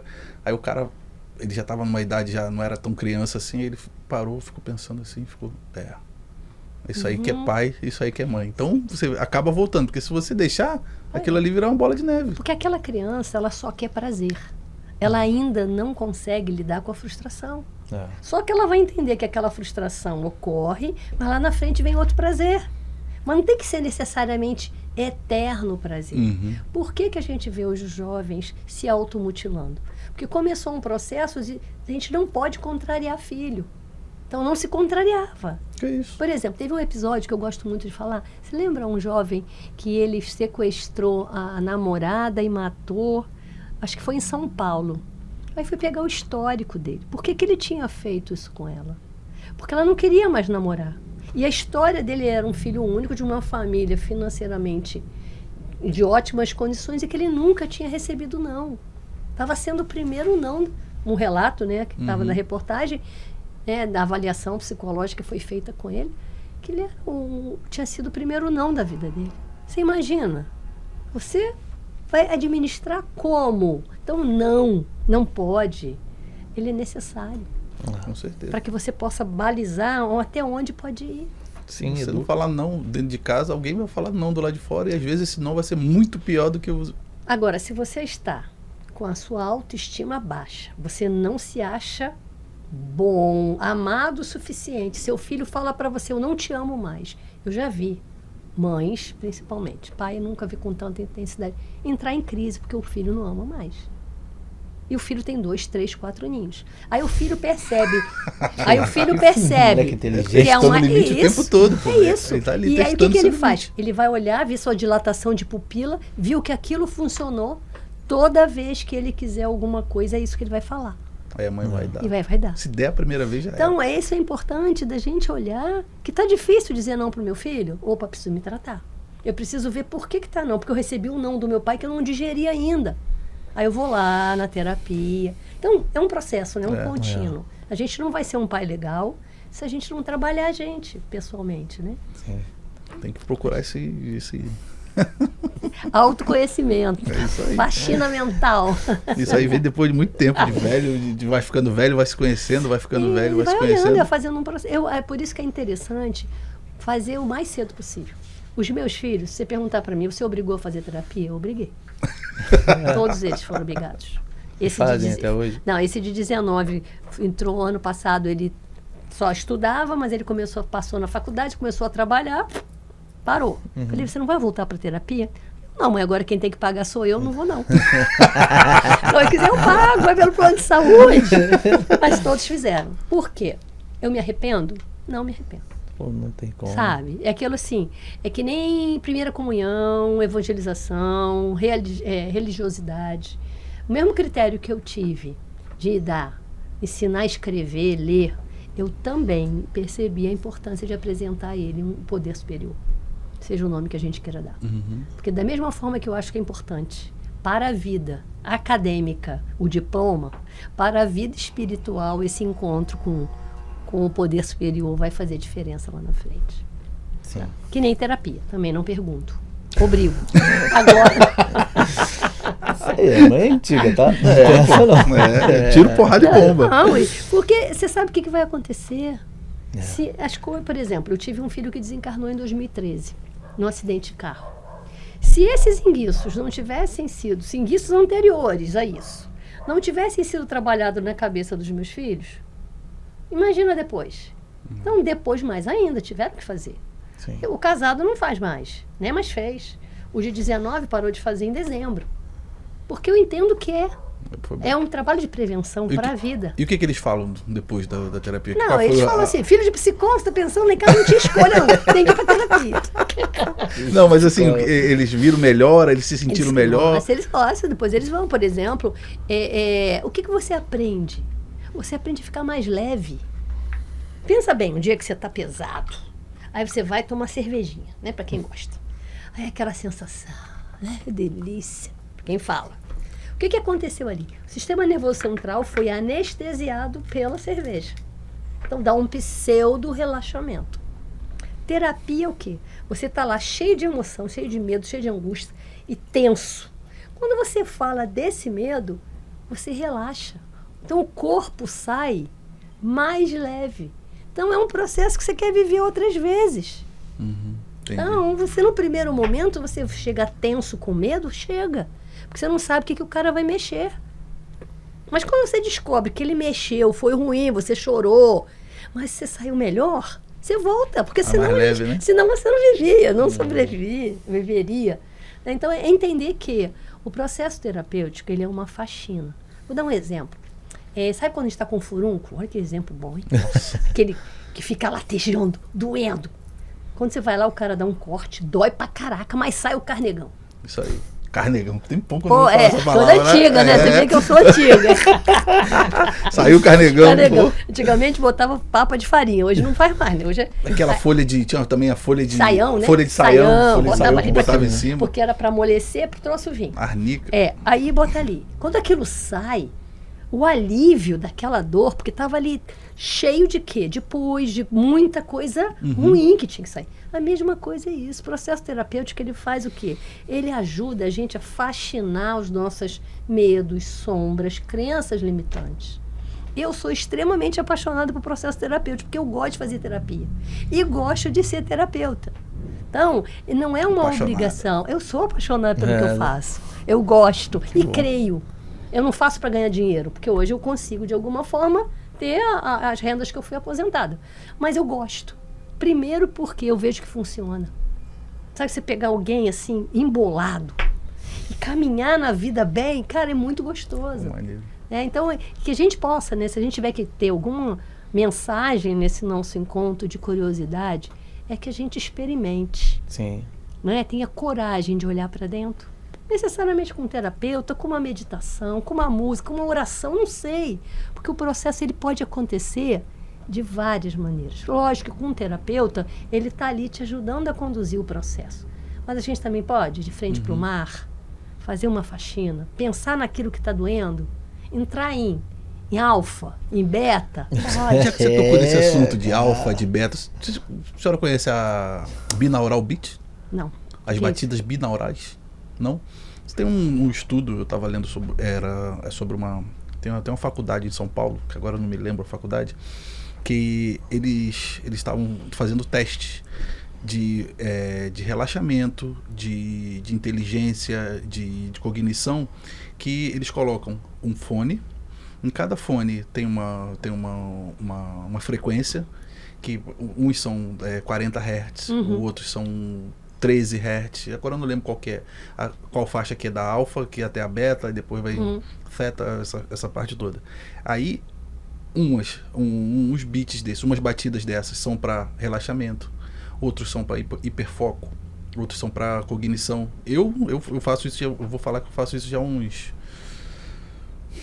Quando eu estou trabalhando, eu não consigo ouvir música. Eu boto esse binaural beat, ele fica uma coisa de o dia inteiro. Só que em um fone ele é um som, é em uma frequência, e o outro fone ele vai em outra frequência. Tem no YouTube, tem no Spotify, tem vários locais. E eu vou te falar que eu sinto que me ajudou.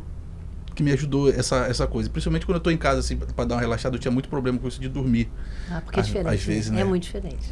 Aí eu quem trabalha embarcado, quem trabalha com mergulho, quem trabalha com... É uma outra realidade. Só dodói.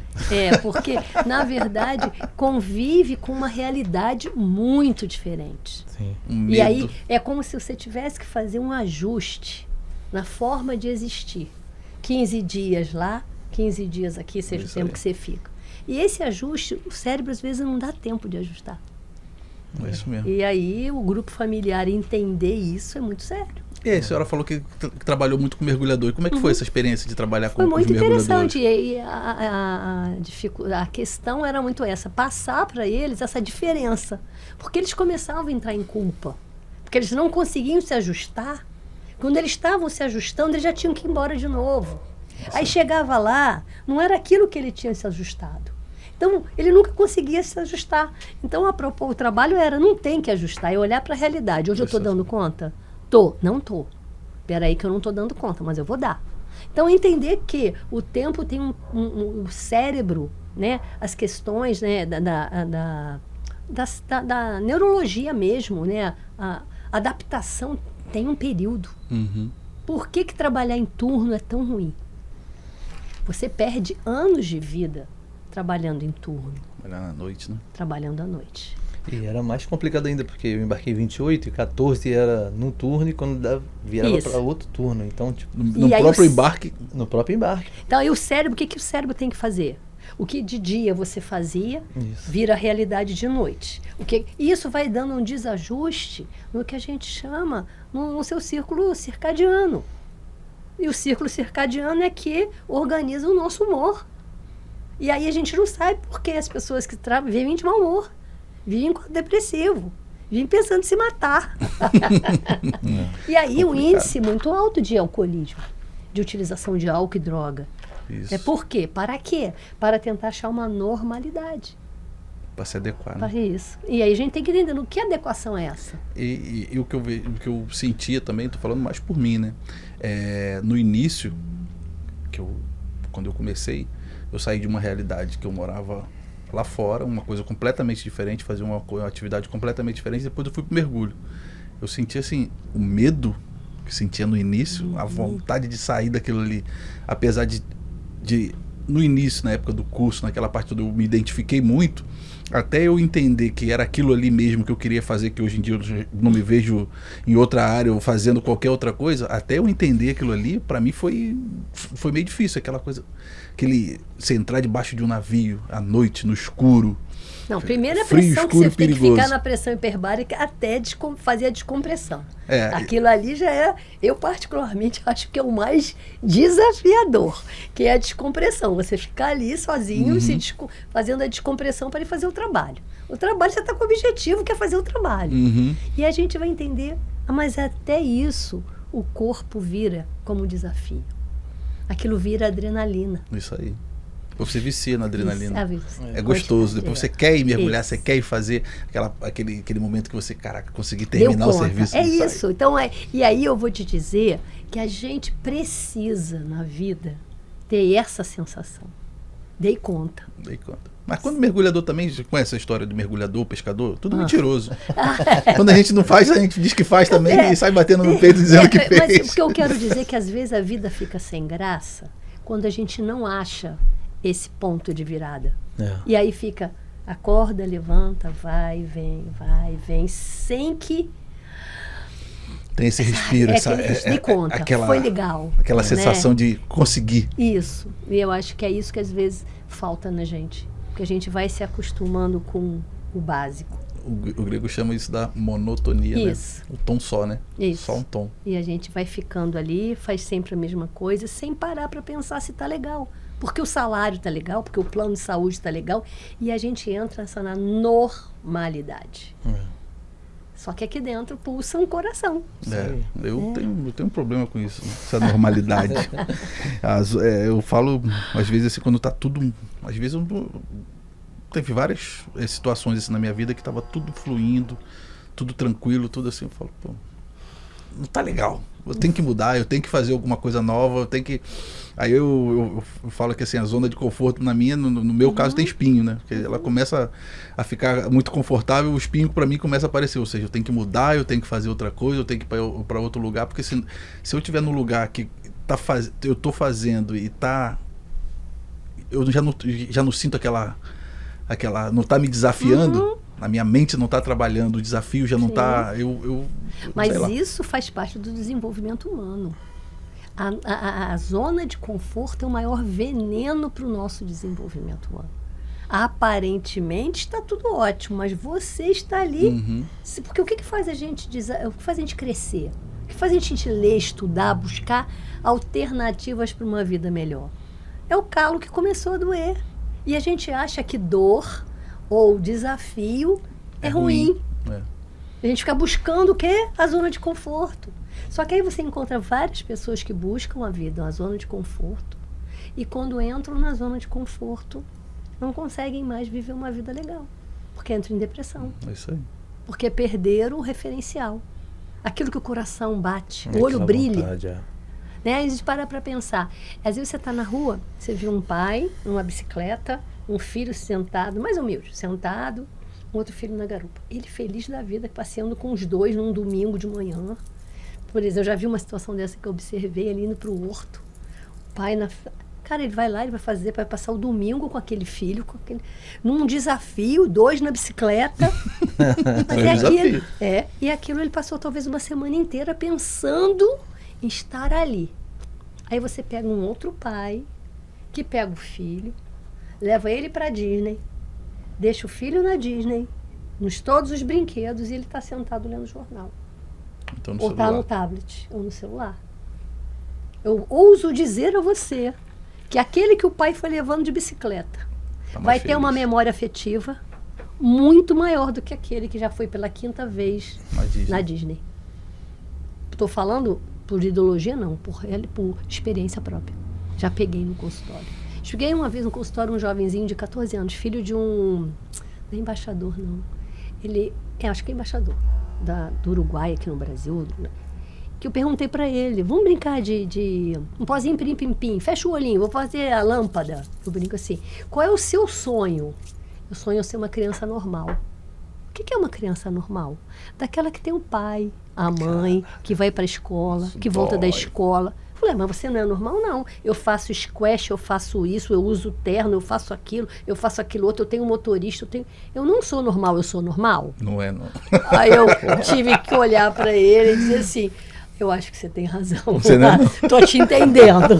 Mas vamos pensar o que é normal? Aí eu dei uma desviada. Vamos pensar o que é normal? Mas dentro da sua vida, o que a gente pode conversar com seu pai e com a sua mãe para mudar? Eu disse, eu quero poder chegar em casa e não fazer nada depois da escola. Porque depois da escola eu tenho isso, eu tenho aquilo. Então esse pai, coitado, o que ele está dando na cabecinha desse pai? Ele está ofertando o filho para o mundo. E o filho só quer não fazer nada. Que aquele filho do entregador de pizza, por exemplo, não faz, mas ele joga bola de gude, ele brinca, ele pega a tampinha. Ou seja, o que está certo e o que está errado? É um meio termo. Que a gente possa ter um equilíbrio. E poder olhar para a nossa vida e ver, cara, tá legal.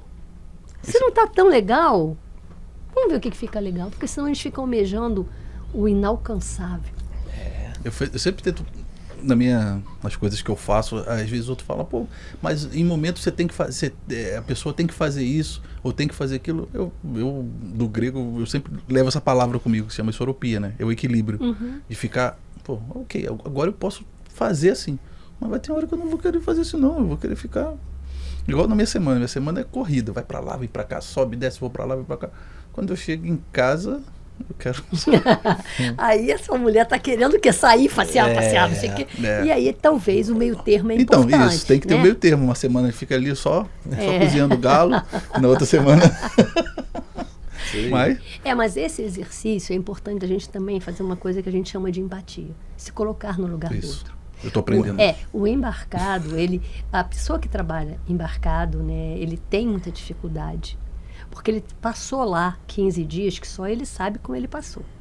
Quem está aqui não imagina. Família de quem está aqui não imagina. Quando ele chega, ele tem expectativas de sentir o cheiro da cama, de ficar agarrado no travesseiro, né? De não fazer nada. Mas quem está aqui está com a expectativa de ter a companhia dele para fazer tudo o que fez quando estava sozinho. É o shopping, é o mercado. Eu lembro que eu atendi um que falava assim, eu chego em casa, você acredita que a minha mulher está esperando para ir no supermercado? Nossa, você imagina? Foi na época da inauguração do Guanabara. Nossa, tem gente que gosta. Ela está me esperando para ir no Guanabara que inaugurou, doutor. Eu odeio o supermercado. Mas na inauguração, ela quis castigar esse homem. Eu odeio o supermercado. Eu falei para ela, compra no delivery. Não, eu quero ir lá conhecer o Guanabara. Então, a gente pode dizer que essa mulher, ela estava só querendo o quê? Companhia. Isso. Para carregar a bolsa? Pode ser. Mas não, para dizer que... Entende? Então a gente precisa dessa empatia. Então manda ela ir. Depois vai buscar. Depois vai lá e pega a bolsa. Não, mas e aí a gente precisa entender. A gente precisa entender o outro, que o outro. Né? E aí é aquilo que a gente estava falando mais cedo. Essa troca, essa parceria. Mas eu já troco. Tá bem, a vida que ela está vivendo, sou eu que estou trabalhando. Não é por aí. Não é só isso. Não é só isso. Né? Também, mas não é só isso. É uma troca. Então a gente poder entender o que o outro está dizendo quando ele fica irritado, quando ele está agressivo. Ele está dizendo alguma coisa. Né? Epa, deixa eu ouvir o que tem nessa fala aí. Né? E naquela parte lá que a senhora falou, antes da gente começar a gravar, que falou que a senhora era feminista. E agora foi esse processo. Como é que foi esse processo? Eu costumo dizer que a gente vem vivendo, vem encontrando mulheres, né, que em algum momento, assim como eu em alguma vez, já levantou essa bandeira do feminismo. Eu posso tudo que o homem pode, intelectualmente talvez, mas fisicamente não. Porque a gente sabe que a composição de músculo e hormônios são diferentes. Sim. E essa ideologia fez, eu acho, em algum momento, a gente perder um pouco dessa mão. Eu, particularmente, já levantei muito essa bandeira. Homem mandar em mim? Quê? Eu sei. Falar minha roupa, que roupa, para onde eu vou? Que isso? E hoje eu paro para pensar, não poderia ter sido diferente? Eu não poderia ter sido mais flexível? Olhar o que ele quer dizer. Tira essa roupa, o que ele está dizendo? Por quê, né? Por quê? O que ele viu aqui que eu não via? Só que a gente levantava uma bandeira que muitas vezes estava escondendo uma fragilidade. E que a gente hoje consegue, a gente vê um movimento de algumas mulheres fazendo o que a gente chama de retorno. de volta para casa, querendo brincar de boneca, né? Bebê. querendo arrumar a mesa gostosa para o café da manhã, uma casa bonita, uma mesa bonita, um homem provedor. Você escuta muito isso, né? Mas para que isso aconteça, a gente precisa ter um equilíbrio. Qual é o meu papel como mulher nesta relação? Qual é o papel do homem nessa mesma relação? É troca. Não tem que disputa, é parceria. Está na Bíblia. Porque está na Bíblia é certo? Não, mas se está na Bíblia, começou antes da gente. É que a gente talvez precisou provar algo que não precisa uma disputa, é uma parceria, um companheiro. Lógico, a gente sabe que existe histórias de abuso. Sim. Tem homens assim que maltratam, como tem mulheres que maltratam. Isso aí quase né? ninguém diz. Eu já peguei assim, porque fulana foi abusada, mas eu já vi homem ser abusado, eu já vi homem apanhar, eu já vi homem ser desrespeitado, assim como. Então, que a gente não fala. Então, existem abusos dos dois lados. Sim. Mas que a gente possa entender que a parceria, a cumplicidade, homem e mulher, ela é fundamental. E não adianta, gente, se a gente não entender que é uma complementariedade, vai ficar sempre um vazio, em guerra. O que eu posso complementar? O que eu posso contribuir nessa relação? O quanto esse homem pode contribuir nessa nossa relação? Né? Então, não tenho a menor vergonha. Se os meus ex um dia escutarem isso, né, eles vão entender. Tomara que eles vejam. Eles vão entender que em algum momento, hoje, fazendo uma reformulação desses conceitos, a gente pegou uma proposta de quê? Trabalhar fora, mas trabalhar em casa. São fases, né? A gente manteve, a mulher que foi para a rua lutar por espaços, ela, de alguma forma, se deu mal. Por quê? Ela volta para casa, também, né? Ela volta para casa com todas as tarefas por fazer. Porque o homem também não aprendeu a fazer. Agora a gente já vê. Por exemplo, eu vejo o meu filho mais velho dividindo, ajudando a minha nora de boa. Mas até ontem isso não existia. E a mulher, por exemplo, da minha idade, segurou toda a onda de trabalhar fora, cuidar de filho e cuidar da casa. Sim. Então, e acompanhando esse processo que está, não sei se a senhora vê muitas coisas dessa na internet. Como é que vê para o futuro? Como é que essa coisa vê onde que vai chegar? A senhora vê algum ponto nessa linha de feminismo? Como é que tá essa coisa? Se vai chegar em algum ponto que isso vai mudar? Ou as mulheres já estão tendo uma ideia de que, calma aí, posso fazer assim, tá entendendo o limite? Porque às vezes eu vejo que assim, que cada fase que teve da sociedade, em vários locais, a minoria conseguir algum espaço, eles tiveram que lutar, e muito. Porque quem estava no domínio nunca dá de graça. Sim. Isso aí eu entendo que nunca dá de graça. Mas assim, eu acho que está tendo essa disruptura nesse momento, mas vai chegar algum momento que vai dar uma estabilizada, que elas vão entender. A senhora consegue ver isso no futuro próximo? Como é que eu vejo, né, hoje? Eu acho que nós, mulheres, hoje já começamos a ter alguns direitos de serem percebidos, por exemplo, questões de maus tratos, a Lei Maria da Penha, porque tem dados reais, né, que a mulher é utilizada como instrumento, por exemplo, região norte, nordeste, não precisa nem sair daqui. Então, isso já estão claras esses direitos de respeito quanto ao nosso posicionamento igual como assim? Seres humanos. Isso. Agora, para que eu preciso provar para o meu marido que sou melhor que ele? Ou que faço mais que ele? Eu só preciso dizer que a gente tem uma parceria. Isso aí. Quem hoje está podendo fazer mais, o outro vai fazer mais, e assim vai se complementar. Bom. Eu não preciso ter, como eu já tive um dia, que o meu contra-cheque fosse mais robusto que o do meu marido. E como é que é esse momento como é que a senhora vê o contra-cheque da mulher? A mulher tem essa... Hoje a gente vê que existe, por exemplo, eu conheço pessoas que o marido optou em cuidar do lar e a mulher é quem gere, quem provê. Porque fizeram um acordo, ele estava com dificuldade de arrumar, pós-pandemia, dificuldade de arrumar emprego, e ela trabalhava, não sei se ela é concursada ou se era uma boa empresa, então o salário dela, tudo que o emprego que ele conseguia não era legal, e o que eles iam gastar de babá empregado. E ele lava, passa a cozinha, e ela chegou um momento que eles chegaram para mim num conflito. E que ela disse claramente em terapia que tinha dificuldade de vê-lo como um provedor. E aí eles fizeram um pacto dele voltar ao mercado de trabalho e a criança ir para uma creche.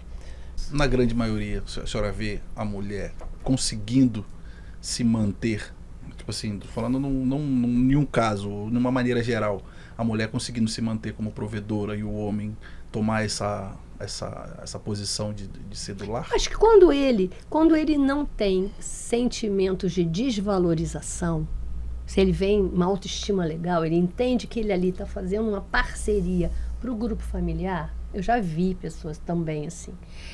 Acho que consegue bem. Agora, se não, vai bater a autoestima dele, porque é cultural. Que o homem é provedor, é varão, sei lá o quê. Né? E aí ele também traz isso. Né? Não, eu sou homem, eu que... Isso, ele também traz isso. Só que a gente está vendo aí uma flexibilidade, que a mulher está pegando o mercado de trabalho. Sim. A mulher descobriu aí, está indo embora. Eu acho que, no meu ponto de vista, assim, acho que cada um tinha que ver o que é bom para cada um. Se encaixa ali naquele momento. Não tem que ser assim ou tem que ser daquela maneira. Mas... E aí a gente vai falar da flexibilidade. Né? É entender aí, em função de que da família? O objetivo principal é a família. Então, ok. Hoje eu estou do lar. Mas amanhã mas pode não mudar. Quer dizer, e aí, se eu não quiser mudar... Porque a gente traz padrões. Aí que eu vou te falar lá de trás. Se a gente não elabora aqueles padrões, a gente vai arrastando a corrente. Sim, e falando de família, assim, a senhora acha que diante de todos esses acontecimentos, pandemia e tal, isso teve uma influência e está mudando a maneira assim, que está se formando as famílias hoje? Tipo, de educação, de as pessoas estarem pensando em menos filhos, não? Acha que teve alguma coisa relacionada a isso? Eu penso que está em transição. Eu acho que as pessoas ainda, nós, né, ainda não caímos, não tivemos ainda a sensação que eu tenho, que não caiu a ficha de tudo o que aconteceu pós-pandemia. Eu acho que a gente não tem clareza. Está muito recente ainda. Está muito recente. A gente não sabe ainda o efeito aqui dentro. Você antes precisava de um telefone, né? Hoje você fala no relógio. Você antes precisava de um cartão de crédito. Hoje você encosta o relógio. Então são mudanças que foram acontecendo numa velocidade que eu não sei se deu tempo da gente digerir. Então o que é família? Se eu perguntar para você, o que é família para você? Eu tenho um conceito, você tem outro, você tem outro. Sim. E o que é isso? Perguntar para o outro? Cada um vai ter um conceito de família. Papai, mamãe, filhinho. Mas cadê o papai? Papai separou, está casado com outro papai. Então a gente tem 2 papais. Cadê a mamãe? Separou, está casado com outra mamãe. E então eu tenho 2 papais e 2 mamães. E está tudo bem. É a minha família. Eu vou dizer que está certo ou que está errado? Não tem. Não tem. Não tem certo ou errado. Então, se você pegar hoje para mim, o que é família? Papai, mamãe, vovó, filhinho, não sei o quê. Também. Mas onde? À volta da mesa? Na mesa do bar? Não sei, na igreja? Então, a gente talvez, se a gente tinha algo tudo muito bem demarcado, sim, a gente está demarcando. E eu acho que é muito bom, porque a gente pode ser o que quiser. Show. Sem a cobrança de tem que, não tem que nada, a gente só tem que viver e ser feliz. Isso aí. Ter uma vida mais leve. Antes não podia, você não podia ter seus amores. Qual era o amor? Tinha que ser homem, tinha que ser mulher. Uhum. Hoje pode ser homem ou mulher, e homem é mulher, e homem que virou mulher, mulher que virou homem, e tá tudo certo. É complicação. Vira. Sem pegar nisso. Eu vou dizer para você, eu peguei uma vez como é que isso é tão relativo? Uma jovem trans que virou menino. E ela estava namorando um menino que virou trans. Ou seja, na verdade, estava tendo uma relação heteroafetiva. Só por... E aí você vai falar quem está certo e quem está errado. E se nasce uma criança disso daí? Como vai nascer? Eu não sei o que vai acontecer. Então, e a gente vai dizer que não é família? Não, longe disso. É longe a família. Disso. Mas eu fico só imaginando assim, não tô falando que tem que ser assim ou tem que ser de uma maneira, longe disso. Mas assim, é complicado. Mas a gente tem que estar aberto para isso. Com porque certeza. Daqui para frente, isso aí vai ser só normal. vai ser natural, porque normal eu não sei se o que é o que não é. O que é normal vai fazer parte do nosso... É natural. E aí você vai falar, você está flexível, não. É isso que está aí. Agora, eu administro bem? Não administro, eu preciso trabalhar isso. Então eu vou estudar, eu precisei muito para trabalhar com isso. E falava para a menina que é um doce de coco, sem paciência, porque eu estou aprendendo. Se eu trocar o nome, você não... Porque abertamente. Sim. Porque você foi preconceito. Não, é um nome que eu nunca tinha ouvido falar. Situações que eu nunca tinha passado. E foi muito legal, que foi um processo adaptando, lindo. Né? Teve troca de nome social, elaborar com a mãe, com o pai, ir para a escola. Foi um trabalho lindo que a gente fez no SUS com ela. Era do SUS. Para mim foi um grande aprendizado, para entender que não tem mais rótulo, sabe? Uma caixinha, E né? a gente tem que estar aberto. Não, E aí que você me diz, o que ficou após disso? Então, a família ela está se construindo. O que para mim é importante, que é uma família universal. Isso. Não, a pergunta foi exatamente por essa, porque a procura, porque devem te procurar, porque deve criar vários conflitos, né, na cabeça Então, da isso é que a criança, gente de pai. tem em mente, que a família universal é aquela onde está todo mundo imerso, né, num poder divino. Qual é o nome? Como é que tá? Como é que não tá? Tá feliz? Tá leve? Se for o filho, Isso. se for o filho, a gente fala, É um filho. se acontecer, ok, eu vou amar meu filho, De minha qualquer filha de qualquer forma. forma. Não vai mudar o que eu sinto por ela. E é isso que eu estou querendo te dizer, mas a gente sabe que por muitos anos Não a era gente assim. escutou várias coisas como sendo doença, como sendo um pecado. E a gente precisa desconstruir isso. Porque as pessoas que vivem, elas sofrem. Sim. Com Né? certeza. E a gente precisa estar com o nosso coração aberto para acolher essas diferenças. Porque a gente gostaria de ser acolhido se fosse com a gente, né? Meti a mão aí, né? Acontece. Espero que com esse bate-papo a gente consiga ter entendido, ajudado alguém a entender alguma coisa. Quem está de fora que não reparou, que não viu desse ângulo, desse ponto de vista, o que foi conversado aqui hoje, que ajude até a ter um debate melhor sobre isso, não só ver que a pessoa, o bebê reborn, isso, a pessoa tipo, criminalizar ou botar um estigma de uma maneira negativa numa pessoa dessa. De repente ela só tá pedindo ajuda, né? Exatamente. Tá vendo? Pô, foi um bate-papo que a gente já estava esperando já há algum tempo. E foi, e assim, não sei se a senhora sabe, foi até difícil de achar uma profissional que quisesse falar. Porque as pessoas não sei se estavam com medo de alguma coisa. Teve uma que aceitava falar, mas não queria que mostrasse a imagem dela. Não, eu falei, pô, mas não tem como no podcast não te mostrar, enfim. E aí, pô, foi muito interessante, foi muito esperado e agradeço aí a presença e se precisar da gente qualquer coisa, tá? Espero vir mais vezes. Eu que Espero que venha mais vezes. agradeço. Eu que agradeço porque eu gosto de temas desafiadores. Que bom. Eu acho que o nosso papel é sair da caixinha. A gente precisa pensar diferente. A gente precisa ter a clareza do que é estar encarnado num planeta Terra em 2025. Não é para qualquer um. Não é à toa. A gente podia ter desencarnado na Covid. Por que a gente não foi? Isso. Por que a gente está aqui? É para, no mínimo, perguntar para o outro. Você já parou a pensar por que você está aqui? Você já parou a pensar por que você está encarnado? Por que você está vivo? Por que os problemas e as dificuldades que você passa estão ocorrendo? Né? Então é isso. Eu agradeço muito a oportunidade. Foi muito bom. A gente que agradece. Volte sempre. Que da próxima vez a gente consiga ter outro assunto que a gente vai debater esteja à e vontade. aprender mais um pouco. Perfeito, muito Obrigada. obrigado. Obrigado.